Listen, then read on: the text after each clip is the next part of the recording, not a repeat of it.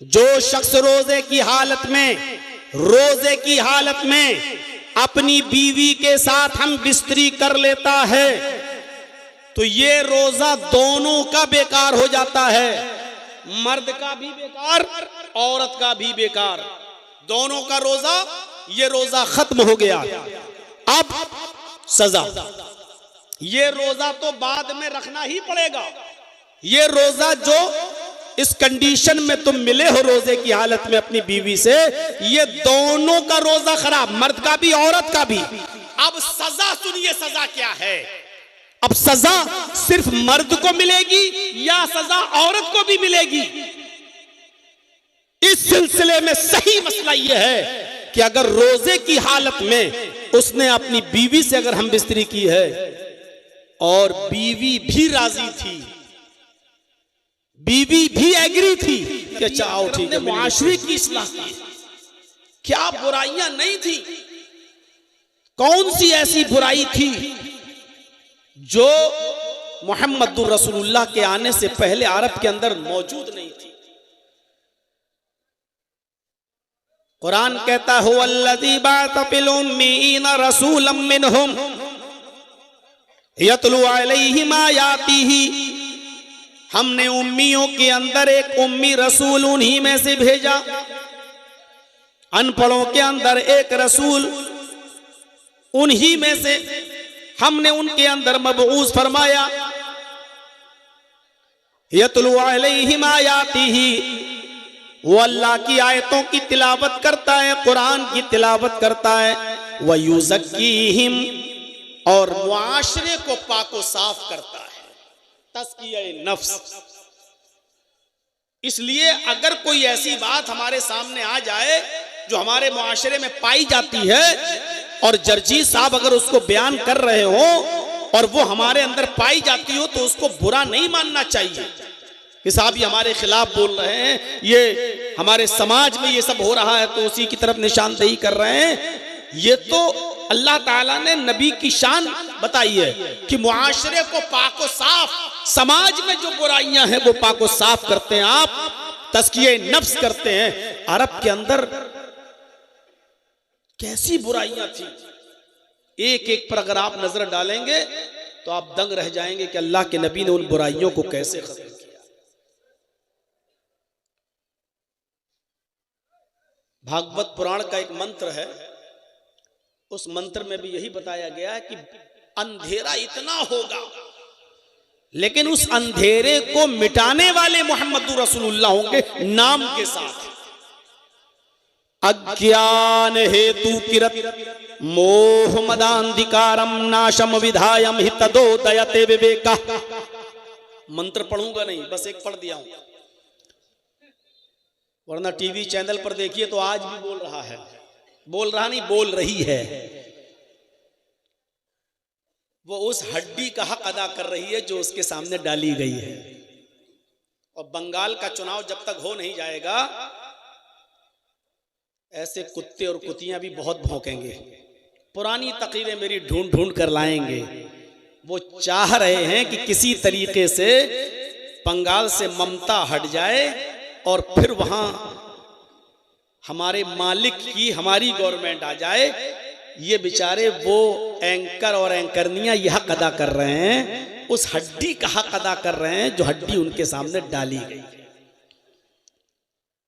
मेरे घर से फोन आया, बेटा ये क्या हो रहा है? मेरी अम्मी फोन कर रही हैं। मैंने कहा अम्मी घबराने की जरूरत नहीं है, कुछ नहीं होगा। ये लोग सिर्फ टीआरपी बढ़ाएंगे और हिंदू मुस्लिम करके माहौल खराब करने की कोशिश करेंगे और उनको इसके लिए मौलाना जर्जीस से बेहतर कोई और दूसरा मौलवी मिल नहीं रहा है। आज भी दिखा रही है, आज भी एक और भड़काऊ बयान मौलाना जर्जीस का, एक और भड़काऊ बयान। ये सारे बयान ओवैसी साहब रोज चैनल पर देते हैं, लेकिन उनका बयान भड़काऊ नहीं, जर्जीस साहब ने कह दिया तो भड़काऊ बयान हो गया है। मेरे भाइयों गौर से सुनिएगा, अज्ञान हेतु किरत मोह मदांधिकारम नाशम, मोहम्मद जब इस धरती पर आएंगे तो अंधेरे को नाश कर देंगे। मोहम्मदांधिकारम नाशम, यानी मोहम्मद के आने से पहले बहुत अंधेरा होगा और अंधेरे को नाश करने वाले कौन होंगे, अंधेरे को मिटाने वाले कौन होंगे? मोहम्मदुर रसूलुल्लाह सल्लल्लाहु अलैहि वसल्लम। इसमें कोई शक नहीं। अरब की धरती पर कोई एक बुराई नहीं थी जिसको खत्म किया हो। अरब की धरती पर इतनी बुराइयां थी, इतनी बुराइयां थी कि एक इंसान दूसरे इंसान को खरीद लिया करता था और उसको अपना गुलाम बना लिया करता था। हमने किसी को खरीद लिया, वो मेरा गुलाम हो गया। किसी औरत को या लड़की को खरीद लिया तो वो मेरी लौंडी हो गई। इंसानियत को कुचला जा रहा था। इंसानियत की सूरत हाल ये थी कि इंसान जिसको अल्लाह ने सबसे अफजल मखलूक बनाया, लक़द खलक़नल इंसान फी अहसनी तक़वीम, हमने इंसान को सबसे बेहतरीन ढांचे में पैदा किया है। ये इंसान सबसे अफजल होने के बावजूद पत्थरों के सामने झुकता था, लकड़ियों के सामने झुकता था। दरख्त, जिस दरख्त से उसको बरकत नजर आती थी उस दरख्त की पूजा की जाती थी, और जिस पत्थर की मूर्ति बना दी जाती थी देवी देवता, उन पत्थरों को पूजा जाता था। सबसे अफजल मखलूक होने के बावजूद ये इंसान पत्थरों की और लकड़ियों की और दरख्तों की पूजा कर रहा था।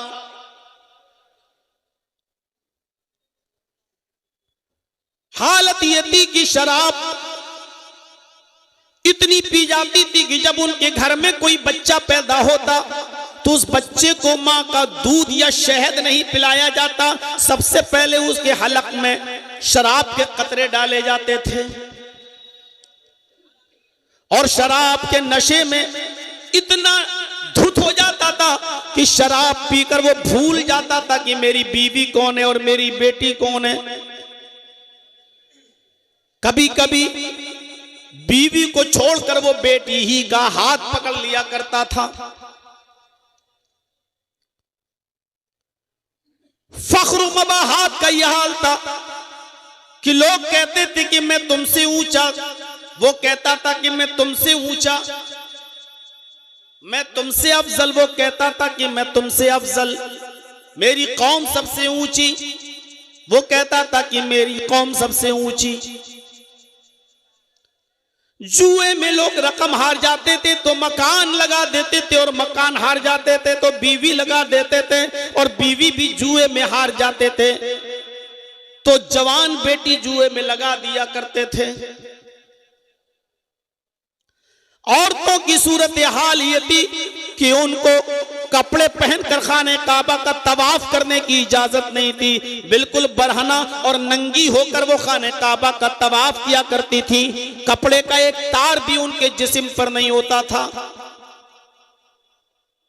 अगर इन औरतों की जिंदगी में उनका मर्द मर जाए, शौहर मर जाए, तो कोई भी बेवा औरत से शादी करने के लिए तैयार नहीं था। वो इस औरत को मनहूस समझता था और यह अकीदा रखता था कि यह औरत अपनी जिंदगी में अपने आदमी को निगल गई, अब जो भी इससे शादी करेगा वो फलेगा नहीं, फूलेगा नहीं, यह औरत उसको भी डस जाएगी। शादियों के तरीके इंतहाई गलत और भयानक थे। निकाह करके घर में तो लाता था, लेकिन मिलना ना मिलना उसकी मर्जी होती थी। जो चाहे उसकी बीवी को ले जाए, उसके साथ रहे, खाए पिए और हम बिस्तरी करे।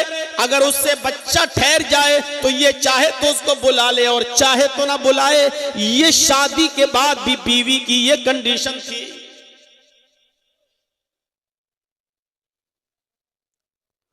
लड़के पैदा होते तो इस डर से मार डाले जाते कि ये कहीं बड़े होकर मेरे साथ न खाएं,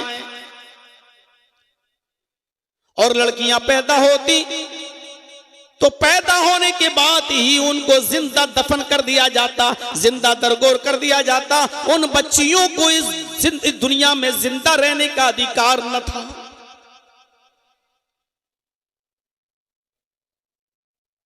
हम और आप सब मिलकर पूरे हिंदुस्तान में सारे मदरसे मिला लो, सारे मौलवियों को जोड़ लो, कई लाख मौलवी, कई हजार मदरसे, लेकिन अभी सिर्फ एक बुराई नहीं रुक पाई जहेज की। मोहम्मदुर रसूलुल्लाह ने मुआशरे को कैसे साफ किया, किस तरीके से मुआशरे को पाक किया, हम नहीं जानते।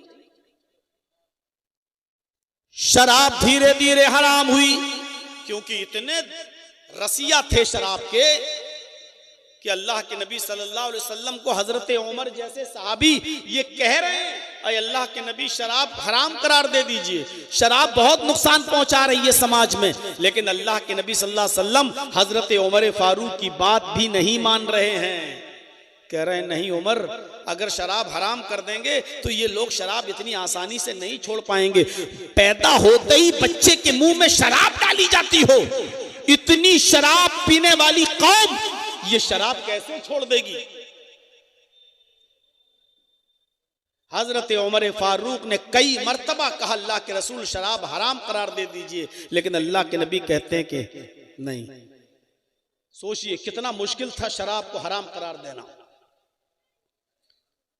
पहली आयत जो शराब के सिलसिले में नाजिल होती है वो ये कि शराब और जुए में मुनाफे भी हैं, मनाफिउल लिन्नास। शराब के अंदर और जुए के अंदर कुछ नफा भी है, कुछ मुनाफा भी है, कुछ अच्छाई भी है। लेकिन इस्मुहुमा अकबरु मिन नफ़इहिमा, लेकिन इन दोनों का गुनाह इन दोनों के नफा से बढ़कर है। देखिए हराम नहीं करार दिया, सिर्फ ये बताया है कि इन दोनों का नुकसान नफे से ज्यादा है, यानी नफा तो है। आज हमारा नौजवान तबका जब शराब पीता है तो उसका मकसद क्या होता है, थोड़ा सुकून मिल जाएगा, शराब पी लेंगे तो हमारा टेंशन खत्म हो जाएगा। एक आदत के तौर पे शराब पी रहा है। लेकिन अरब के लोग आदत के तौर पे शराब नहीं पीते थे, वो शराब इसलिए पीते थे कि किसी गरीब को पैसा देने में उनकी छाती फटती थी। नहीं, ऐसे देंगे तो बड़ी तकलीफ होती थी, इतनी मेहनत से कमाया हम गरीब को कैसे दे दें। लेकिन वो गरीब के साथ जुआ खेलते थे, जुआ खेलते थे और उस जुए में हार जाते थे तो उनको तसल्ली होती थी कि चलो हम जुए में हार गए। हालांकि उनका मकसद ये था कि गरीब की मदद की जाए, तो जुए में वो हार जाते थे और ये सोच लेते थे कि हम जुए में हार गए हैं, एक गरीब आदमी को पैसा मिल गया, रकम मिल गई, चलो जाने दो। शराब इसलिए पीते थे कि शराब का नशा चढ़ जाता था तो दौलत लुटा देते थे गरीबों में, फकीरों में। अब वो जब होश आता था तो कहते थे चलो शराब के नशे में लुटाया। ऐसे देने में तकलीफ होती थी, शराब के नशे में लुटा देते थे। तो कुछ फायदा भी था, शराब पीकर गरीबों में पैसा देना, जुआ खेलकर गरीबों से जुआ हार जाना, कुछ मुनाफा था। लेकिन इन दोनों का गुनाह और इन दोनों का नुकसान नफे से ज्यादा। इसलिए फरमाया इस्मुहुमा अकबरु मिन नफ़इहिमा, इन दोनों का नुकसान गुनाह इनके नफे से ज्यादा है।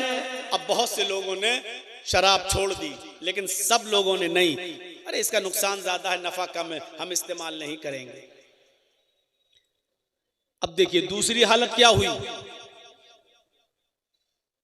कुछ सहाबा जिसमें हजरत अली भी थे और अब्दुर्रहमान इब्ने औफ भी थे, एक घर में बैठे हुए खाना खा रहे थे और खाना खाते खाते शराब का दौर चलने लगा, शराब भी पीने लगे।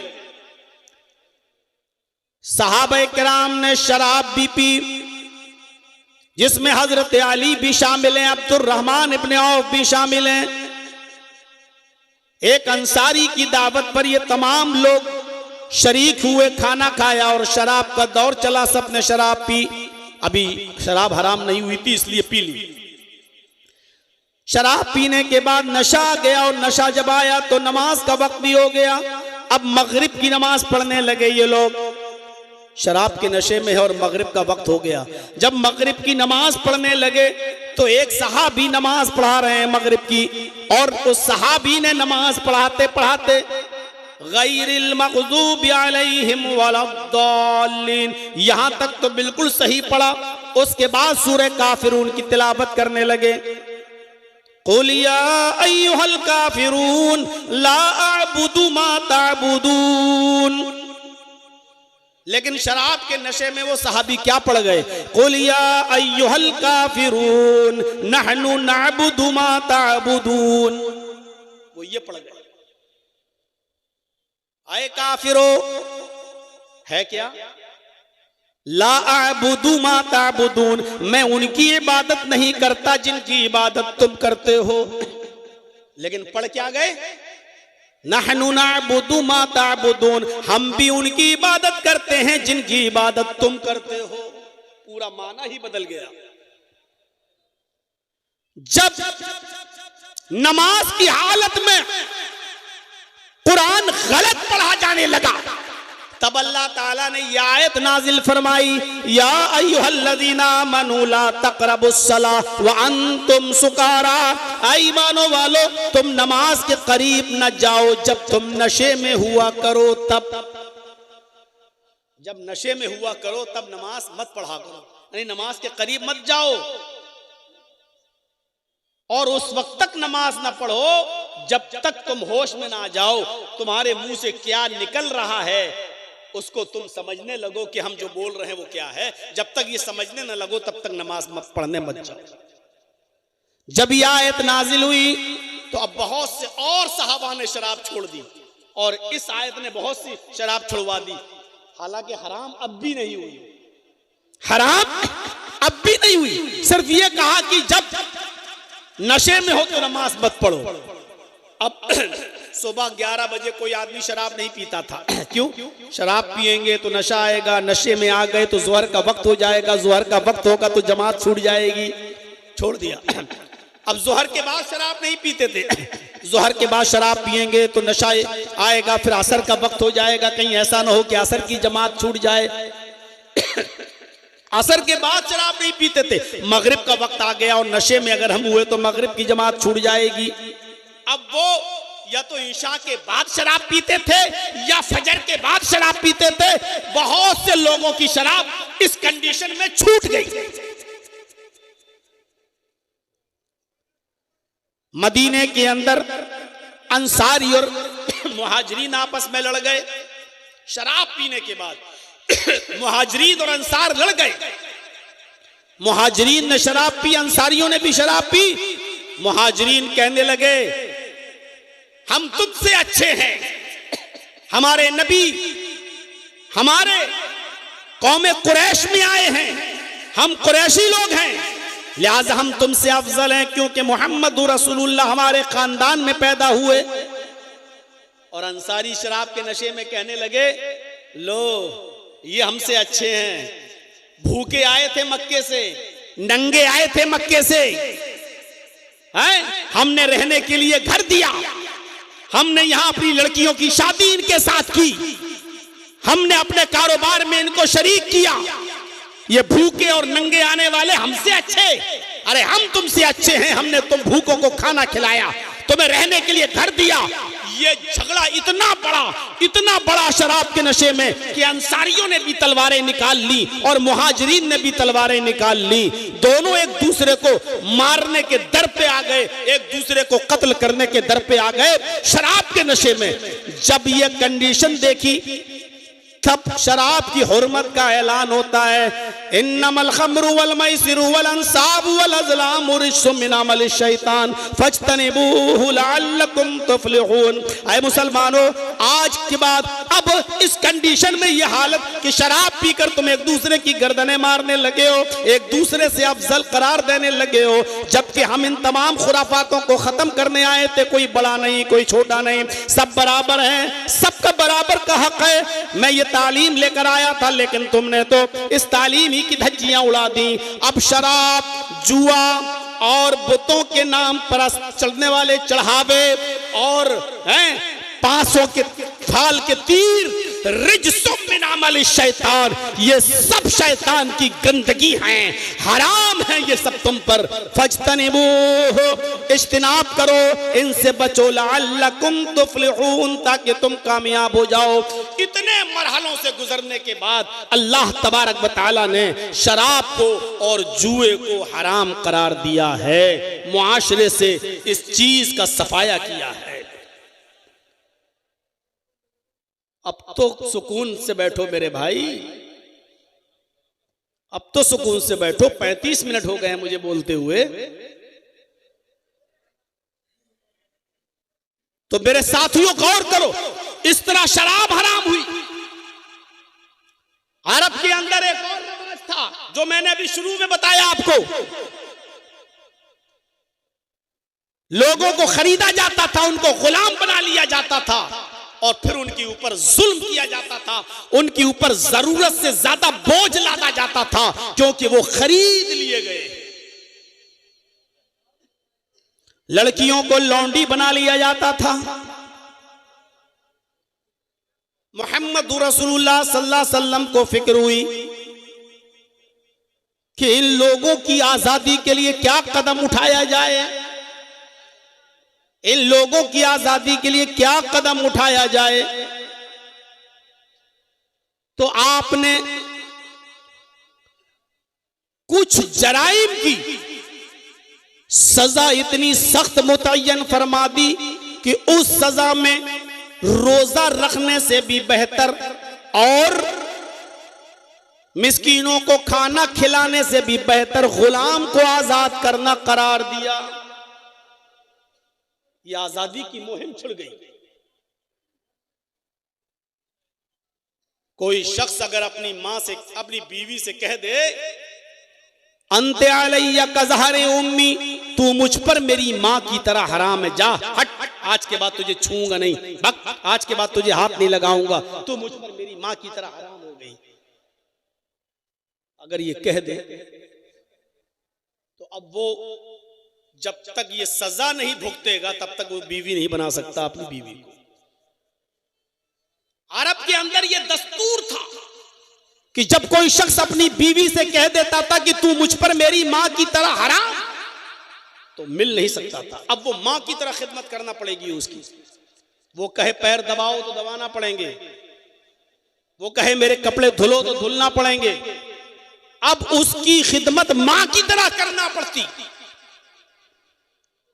हजरत औस इब्न सामित ने अपनी बीवी खौला बिनते सालबा को यही तो बोल दिया था, अंते अलैया कज़हरे उम्मी, किसी बात पर गुस्सा होकर कि तू मुझ पर मेरी मां की तरह हराम हो गई। तो खौला बिनते सालबा ने अल्लाह के नबी सल्लल्लाहु अलैहि वसल्लम से गुजारिश की कि कोई रास्ता निकालिए।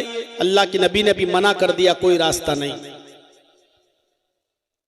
वो जब मस्जिद नबवी के अंदर गई और 2 रकात नमाज पढ़ी और दुआ मांगी, आए अल्लाह मेरे और मेरे शौहर के दरमियान कोई रास्ता निकाल, अगर तू रास्ता नहीं निकालेगा तो कौन रास्ता निकालेगा। तब अल्लाह ताला ने इस रस्म को खत्म करने के लिए और अपनी बीवी को, जिसको मां बोल दिया गया है, उसको दोबारा बीवी बनाने के लिए एक सजा मुतय्यन कर दी। ये सजा भुगतने के बाद ही तुम बीवी बना सकते हो। पहली सजा ये मुतय्यन की है कि जो लोग अपनी बीवी को अपने ऊपर मां की तरह हराम कर लेते हैं, उनको चाहिए कि अब उनको दोबारा अपनी बीवी मानने से पहले और दोबारा अपनी बीवी बनाने से पहले एक गुलाम आजाद करें। देखिए आजादी की कितनी फिक्र हुई। इंसानियत किसी की गुलामी करने के लिए पैदा नहीं हुई है, इसलिए आजाद होने का हक है। तो आपने ये मुतय्यन कर दिया कि वो एक गुलाम आजाद करें। और गुलाम बहुत महंगा होता था, इतनी कीमत किसी के पास अगर ना हो, इतना महंगा गुलाम ना खरीद सके और गुलाम आजाद ना कर सके, तो फिर दूसरा ऑप्शन ये दिया कि 60 रोजे रखे, वो भी पे दर पे कंटिन्यू रेगुलर रोजे रखे 60। और तीसरा ऑप्शन ये दिया, अगर 60 रोजे रखने की भी ताकत ना हो तो 60 मिस्कीनों को खाना खिलाए, 60 मिस्कीनों को एक टाइम खाना खिलाए। अब चाहे एक दिन खिला दे 60 को बुलाकर, या एक एक करके 60 दिन खिलाए, या 10-10 करके 6 दिन खिलाए, या 30-30 करके 2 दिन खिलाए। जब तक 60 पूरे नहीं हो जाएंगे अपनी बीवी से मिल नहीं सकता। 60 पूरे कर लो तब तुम्हारी बीवी बन जाएगी। अब तुम जा सकते हो अपनी बीवी के पास। गुलाम की आजादी ये वो कर रहा है जहां अरब के अंदर गुलाम बनाने का रवाज था,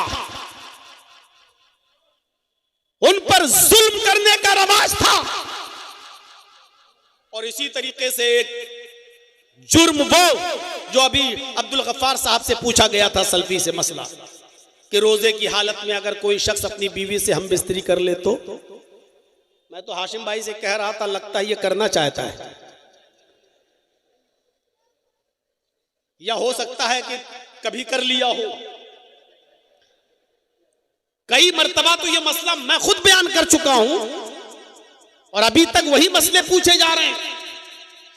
जो शख्स रोजे की हालत में अपनी बीवी के साथ हम बिस्तरी कर लेता है तो ये रोजा दोनों का बेकार हो जाता है, मर्द का भी बेकार, औरत का भी बेकार, दोनों का रोजा, ये रोजा खत्म हो गया। अब सजा, ये रोजा तो बाद में रखना ही पड़ेगा। ये रोजा जो इस कंडीशन में तुम मिले हो रोजे की हालत में अपनी बीवी से, ये दोनों का रोजा खराब, मर्द का भी औरत का भी। अब सजा सुनिए, सजा क्या है। अब सजा सिर्फ मर्द को मिलेगी या सजा औरत को भी मिलेगी? इस सिलसिले में सही मसला यह है कि अगर रोजे की हालत में उसने अपनी बीवी से अगर हम बिस्तरी की है और बीवी भी राजी थी, बीवी भी एग्री थी कि अच्छा आओ ठीक है मिल लेते हैं, अगर बीवी भी राजी थी तो दोनों पर कफारा है। और अगर बीवी राजी नहीं थी, सिर्फ मर्द ने उसको बुलाया, हाथ पकड़ के खींचा और उसके साथ हम बिस्तरी कर ली, तो औरत सिर्फ वही रोजा पूरा करेगी जिस रोजे की हालत में उससे हम बिस्तरी की गई, उसका वही रोजा खराब माना जाएगा, वो बाद में पूरा कर लेगी, रख लेगी। लेकिन अगर उसके साथ जबरदस्ती हुई तो, लेकिन अगर वो भी हम बिस्तरी में राजी थी तो दोनों को ये सजा दोनों के लिए है। और वो सजा क्या है कि मर्द भी एक गुलाम आजाद करेगा और औरत भी एक गुलाम आजाद करेगी। फंस गया होगा बेचारा पूछने वाला, अब सोच रहा होगा कि अब तो वही जानता होगा कि दोनों राजी थे कि एक राजी था, अब तो वही जानता होगा ना। तो एक गुलाम आजाद करेगा मर्द, और अगर औरत भी राजी थी तो वो भी एक गुलाम आजाद करेगी। देखिए गुलाम को आजाद करने पर कितना जोर दे रहे हैं मोहम्मद रसूलुल्लाह सल्लल्लाहु अलैहि वसल्लम। इस गुलामी की जंजीर से निकालने की क्या मुहिम चलाई अल्लाह के नबी ने। और अगर एक गुलाम आजाद करने की ताकत ना हो तो वही 60 रोजे मुसलसल कंटिन्यू पे दर पे, अगर सिर्फ मर्द राजी था औरत नहीं तो सिर्फ मर्द पूरे करेगा, औरत सिर्फ वही एक रोजा पूरा करेगी, बकिया 60 नहीं। लेकिन अगर औरत भी राजी थी तो औरत वो रोजा भी पूरा करेगी और बाद में 60 रोजे भी मुसलसल कंटिन्यू पे दर पे वो भी रखेगी। और अगर रोजा रखने की भी ताकत नहीं है तो फिर 60 मिस्कीनों को खाना खिलाएगा, ये मर्द भी। और अगर औरत रजामंद थी तो औरत भी, और औरत राजी नहीं थी तो औरत फिर 60 मिस्कीनों को खाना नहीं खिलाएगी। तो अशहदु अल्ला इलाहा इल्लल्लाहु वहदहु ला शरीका लह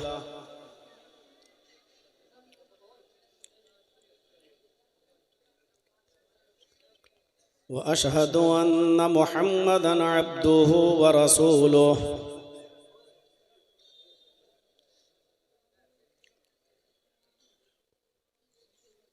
अम्मा बाद फ़इन्न खैरल हदीस किताबुल्लाह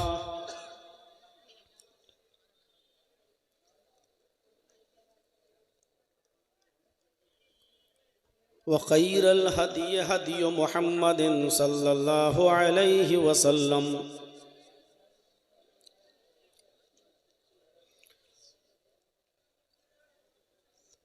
व शर्रुल उमूरि मुहदसातुहा व कुल्लु मुहदसतिन बिदअह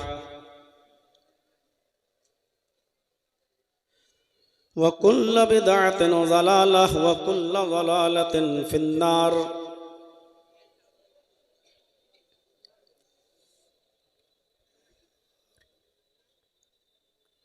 अऊज़ु बिल्लाहि मिनश शैतानिर रजीम।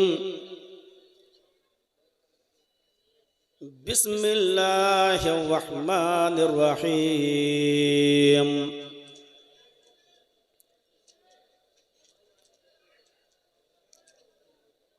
हुवल्लज़ी बअस फिल उम्मिय्यीन रसूलन मिनहुम यतलू अलैहिम आयातिही व युज़क्कीहिम व युअल्लिमुहुमुल किताब वल हिकमह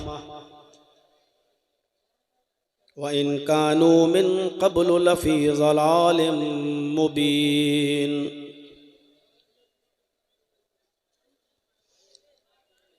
रब्बिश्रह ली सदरी व यस्सिर ली अमरी वहलुल उक़दतम मिन लिसानी यफ़क़हू क़ौली।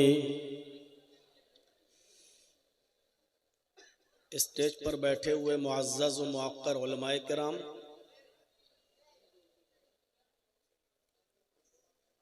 इलाके के बावकार और मुअज़्ज़ज़ अहबाब,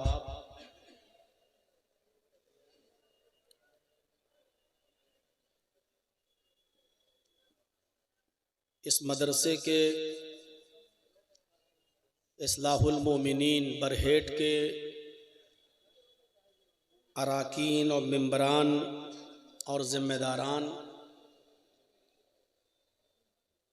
और बरहेट के इलाके और उसके अतराफ़ व अकनाफ़ से तशरीफ़ लाए हुए मुअज़्ज़ज़ सामईन हज़रात, पर्दा नशीन इस्लामी ख़वातीन माँ और बहनों, नौजवानों, अज़ीज़ बच्चों,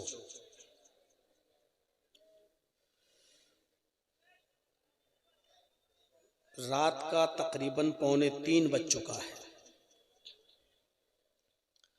और अब तक आपने बहुत ही दिल जमई के साथ हर मुक़र्रिर को सुना।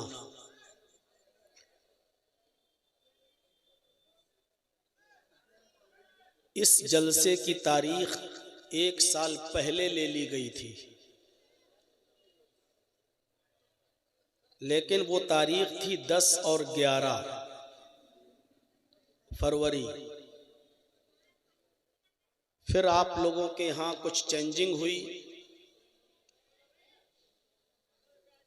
और मुझे बड़ी दिक्कत हुई, क्योंकि जब तारीख देने के बाद ऐन वक्त पर जब कोई उसको चेंज करता है तो आगे पीछे करने में बहुत परेशानी होती है। एक वक्त तो ऐसा आया कि मेरी तरफ से कैंसिल ही कर दिया गया था ये जलसा कि मैं नहीं आ सकता, क्योंकि जो तारीख में आप जलसा कर रहे हैं उसमें हम खाली नहीं। और फिर आप लोगों ने हमारे मोहतरम दोस्त जनाब मोहम्मद करीम साहब को पकड़ा और फिर राब्ते हुए और फिर उसमें तकरीबन 1 हफ्ते का वक्त लगा उसको दाएं बाएं करने में। और फिर किसी नतीजे तक पहुंचे कि आपके 2 दिन के इस जलसे को उसमें 1 दिन की मैं मंजूरी दूं। फिर ये तय हुआ कि आज 15 अप्रैल, अब तो खैर 16 हो गई है, रात के 12 बजे के बाद 14 और 15 फरवरी को ये प्रोग्राम जो आपका रखा गया उसमें मैं 15 फरवरी दे पाया। इस कंडीशन में ये प्रोग्राम दिया कि अभी जलसा ख़त्म करने के बाद मुझे देवघर भागना है, वहाँ से फ़्लाइट पकड़नी है, दिल्ली पहुँचना है, फिर दिल्ली से 1.5-2 घंटे का सफ़र करके मुझे मेरठ और मेरठ के भी एक गांव सिसोला में जाना है, और कल का मेरा वहाँ प्रोग्राम है और शायद कल शाम तक मैं वहाँ पहुँचूँ। यानी फ़्लाइट से जाने के बाद भी 15 घंटे लग जाएं, ये इस तरीके का ये प्रोग्राम हुआ। मैं अभी हाशिम भाई से यही पूछ रहा था, यहाँ बैठे थे आपके इस बरहेट के मदरसे के जो नाजिम हैं और अल्हम्दुलिल्लाह 19 साल से निज़ामत का फरीज़ा अंजाम दे रहे हैं, तो कह रहे थे कि मौलाना साहब कल का जलसा बिल्कुल फीका रहा, जलसा नहीं कामयाब हो सका। मैंने पूछा कितने लोग रहे होंगे, तो कहने लगे कि ऐसे ही 150-200 लोग रहे होंगे कल का जलसा बिल्कुल नाकाम रहा। लेकिन आज तो मैं देख रहा हूँ जहाँ तक मेरी नज़र जा रही है वहाँ माशाअल्लाह कदम रखने की जगह नहीं है, और इतना बड़ा ग्राउंड आपका भर चुका है कि मैं खुद शस्तर हूँ कि आगे आने वाले अय्याम में आप लोगों को कहाँ जगह देंगे और कैसे जगह देंगे। और शायद इसी तरीके की भीड़ को देखते हुए हाशिम भाई ने कहा कि अगले साल के जलसे की भी तारीख का ऐलान कर दीजिएगा। यानी अभी आज का जलसा ख़त्म हुआ नहीं और अगले साल की डेट फिर ले ली गई, आइंदा साल की। और आइंदा साल 3-4 अप्रैल को ये जलसे का टाइम फिर फिक्स कर दिया गया है, लेकिन मैं दोनों दिन नहीं रह पाऊंगा। मैंने एक ही दिन का टाइम दिया है, 4 अप्रैल। प्रोग्राम है 3 और 4 अप्रैल का, यानी आज से एक साल 2 महीने के बाद।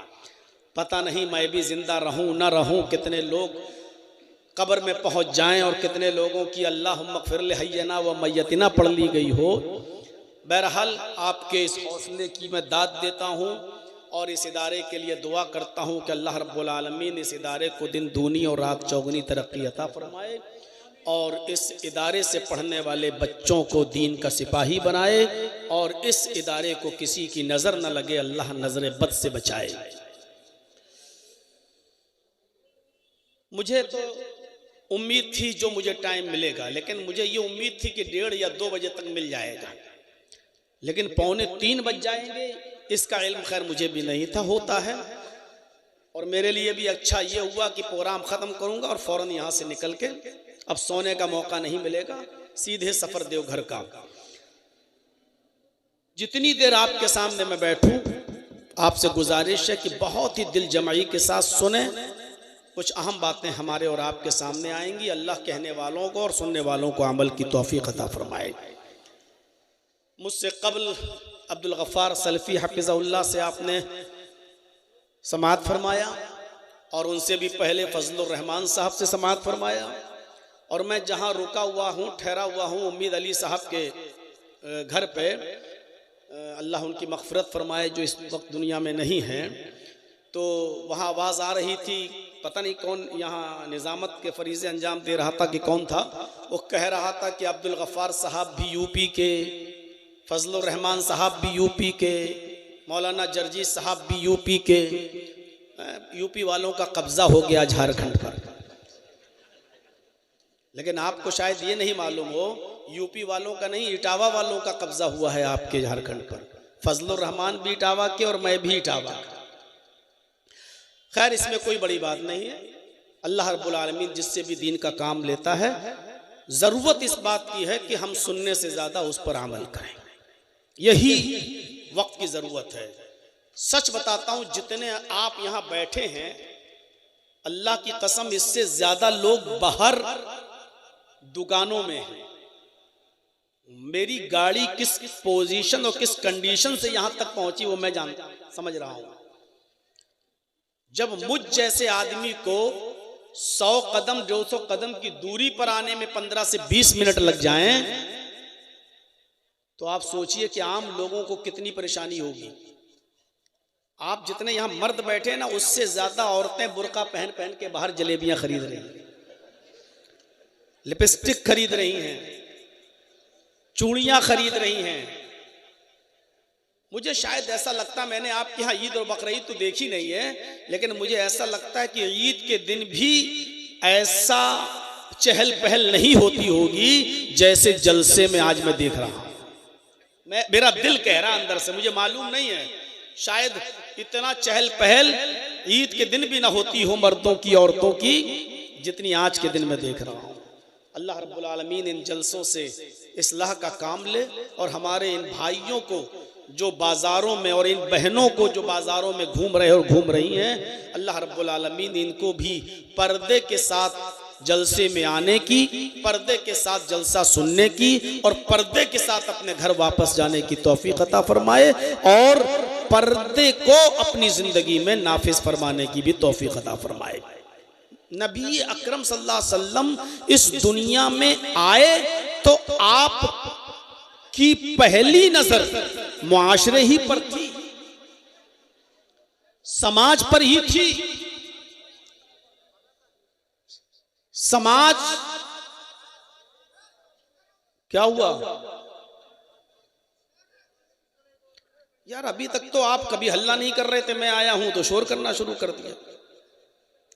दिखाई नहीं दे रहा हूं? ए भाई बैठ जाओ, देखना जरूरी है उन लोगों को पीछे जो बैठे हैं। भाई ऐसे मत देखना कि मुझ पे नजर लग जाए, वैसे ही 57 किलो का हूं और कम ना हो जाऊं। बैठ जाइए, आप लोग बैठ जाओ, पीछे वालों को दिक्कत ना हो।